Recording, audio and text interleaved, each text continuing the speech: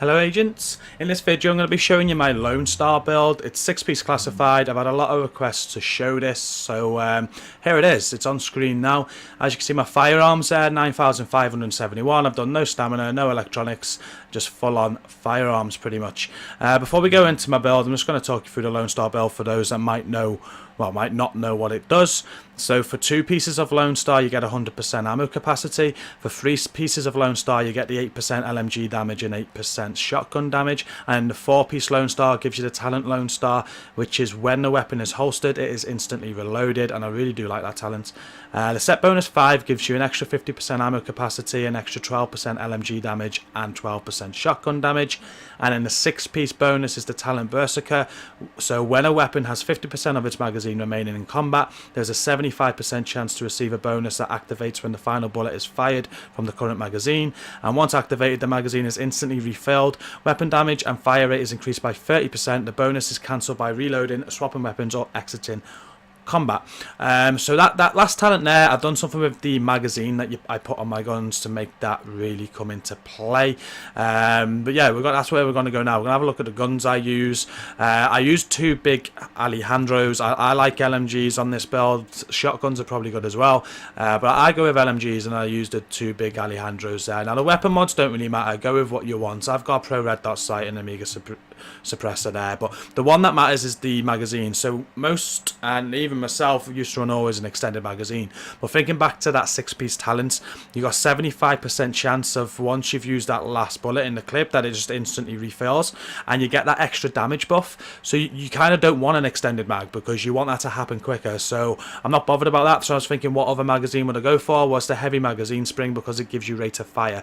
As you can see, 10.5% rate of fire means I'm hitting quicker, I'm hitting harder.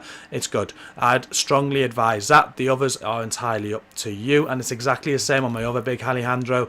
I have the heavy magazine spring, and again Pro Red Dot sight and Amiga rifle suppressor. It is up to you what you use there, but I would go with a different magazine other than an extended mag, and I highly recommend the heavy magazine for the rate of fire. So they're the 2 guns I use. The talents there, I've got deadly rolled on them both for the critical hit damage. The other talent there, I've not procced. That doesn't really matter. The talent you do get with the big Alejandro, the free talent, is every bullet fired at an enemy from cover increases weapon damage by 0.5% up to 50%. The bonus lasts for 10 seconds. So getting a kill with this weapon while in cover resets the duration, and the bonus damage is cancelled by reloading, swapping weapons or exiting combat. So getting cover, it gives you more damage basically. And again on the second big Alejandro there, deadly again, I got fierce, not procced. It's up to you with the rolls. Without fierce and without meticulous, I'd probably go with something that might give me some crit hit chance. I'm not sure what I have on the other roll. I need to get some more big Alejandros to find out, but you go with whatever you feel comfortable with. And then the pistol, if you've seen any of my other builds, it's exactly the same as them. I use a low score 184 pistol. I haven't rolled this yet, but I will have cold-headed and predatory on it. Reasons for that, I use it in PvE and PvP. Cold-headed enables me to get my signature back, so if I use my signature I can just headshot some NPCs to get it back, because performing a headshot with my pistol reduces all skill cooldowns by 5%. Reason it's a low score pistol, it enables me to proc cold-headed on any build that I put it on, so that's the reason why. Predatory instead of expert, basically mainly for PvP. If I knock an enemy down in a DZ, switch my pistol and melee them to finish them, I can proc predatory and get that extra health over 30 seconds or whatever it is. So that's the reason for that, and the only negative to doing that is it lowers your gear score. My gear score is only 269 because of my low end pistol, but that's all it does. It just lowers your gear score. It doesn't make you any weaker or anything like that, so I wouldn't worry too much about that if you do want to use the same tactic. So they are the guns that I run with this build. Before we get into the pieces and how I have rolled them, just quickly look at the character stats. My crit hit chance there, let me get my primary up. There we go. So my crit hit chance on my primary is 17.5%. It's very similar on the secondary. Crit hit damage is 64%. Headshot damage is 122%. The other stats that I focused on this build is the damage to elites, which you can see is 45%, and the enemy armor damage, which is 22%. To get these stats and all the stats you see at the top there, firearm, stamina, and electronics, the toughness, skill power, firepower. Let's have a look at how I rolled it. So my chest piece, I've got it rolled to firearms. I have health, enemy armor damage, and increased kill XP on it. That increased kill XP is pointless. I would change that out if I could, but I couldn't on this particular piece. Everything else I'm happy with. The mods I use on it is 2 purple firearms mods with plus 4% damage to elites. And then my mask is again rolled to firearms, and I have enemy armor damage and damage to elites on it, with again a purple firearms mod with 4% damage to elites. My knee pads are again rolled to firearms. I have enemy armor damage, disorient resistance, damage to elites, and blind death resistance on there. And again, a purple firearms mod with 4% damage to elites. You can see the pattern going on there. Performance mod entirely up, like it depends what skills you're going to use. I use pulse on this build, as you'll see in a minute. So I've gone with pulse critical hit damage at 2% there. And then my backpack is rolled to firearms. I have health and ammo capacity on it. I've already got tons of ammo capacity. I probably don't really need that roll, but hey. And then the mods there, once again, the pulse mods, 2% critical hit damage, and the purple firearm mods, 4% damage to elites. My gloves, very happy with the rolls with these gloves here. It's rolled on firearms. I have LMG damage on at 12%, enemy armor damage, and some critical hit chance on it. And then my holster is rolled with critical hit chance. And that is it for my pieces, guys. So like I said, and as you can see, it's highly been focused for PV and not PvP. This ain't the video for you if you do want a Lone Star PvP build. The abilities.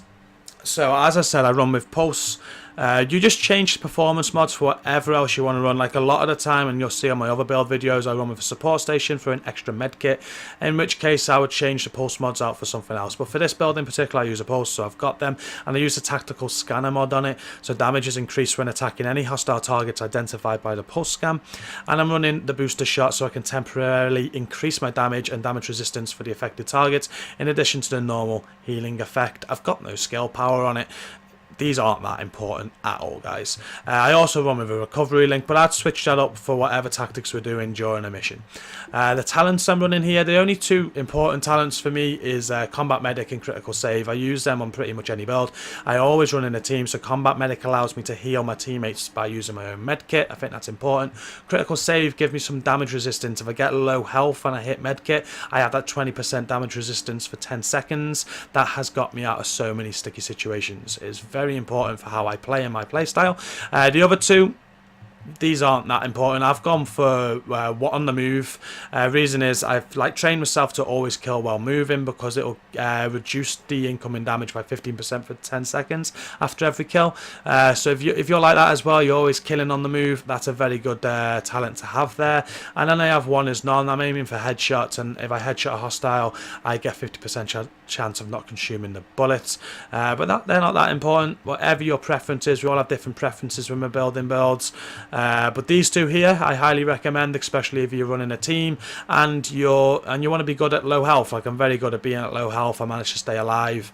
That's one of the reasons why. And that is it, guys. That is the build. I've shown you everything about my build.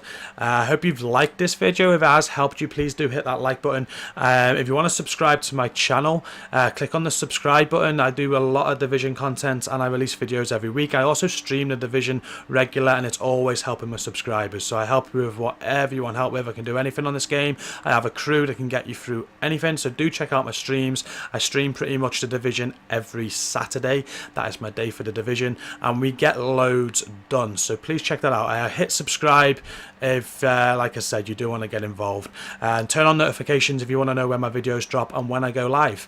But thanks again for watching. Until the next video, guys, peace out.